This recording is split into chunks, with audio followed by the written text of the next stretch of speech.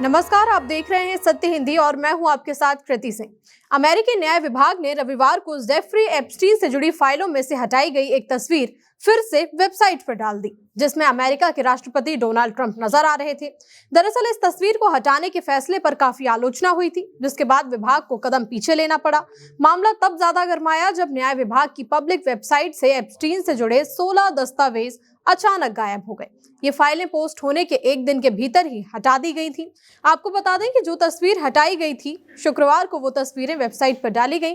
बाद में उसे चुपचाप से हटा दिया गया। उस तस्वीर में एप्स्टीन के ऑफिस में रखे डेस्क या अलमारी पर मौजूद सामान के बीच ट्रंप की 2 अलग अलग तस्वीरें दिखाई दे रही थी।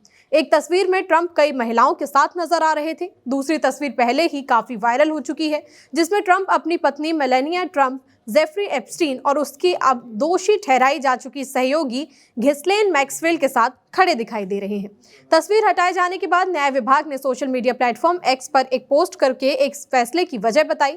विभाग ने कहा कि न्यूयॉर्क के साउदर्न डिस्ट्रिक्ट ने पीड़ितों की सुरक्षा को ध्यान में रखते हुए और आगे की कानूनी कार्रवाई की संभावनाओं के तहत राष्ट्रपति ट्रंप की एक तस्वीर हटाने का फैसला लिया था। हालांकि न्याय विभाग ने यह साफ नहीं किया कि न्यूयॉर्क के साउदर्न डिस्ट्रिक्ट से उनका मतलब मैनहट्टन वाला फेडरल जुडिशियल डिस्ट्रिक्ट है या फिर वहां मामलों की पैरवी करने वाला यूएस अटॉर्नी ऑफिस।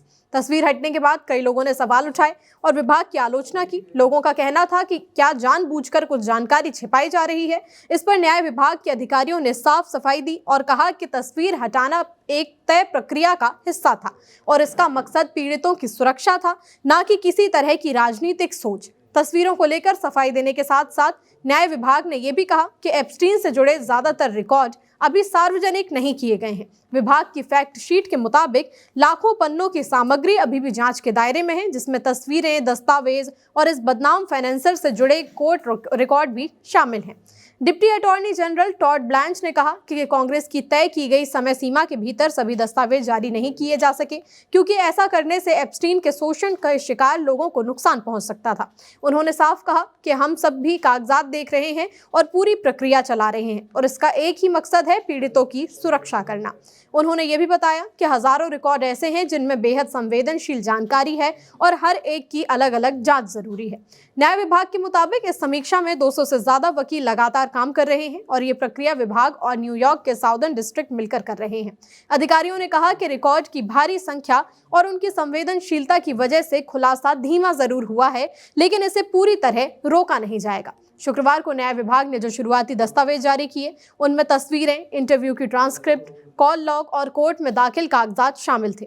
हालांकि सबसे अहम और ज्यादा चर्चा वाले रिकॉर्ड जैसे पीड़ितों के साथ एफबीआई के इंटरव्यू और आरोप तय करने से जुड़े आंतरिक न्याय विभाग के मेमो अब तक सार्वजनिक नहीं किए गए हैं।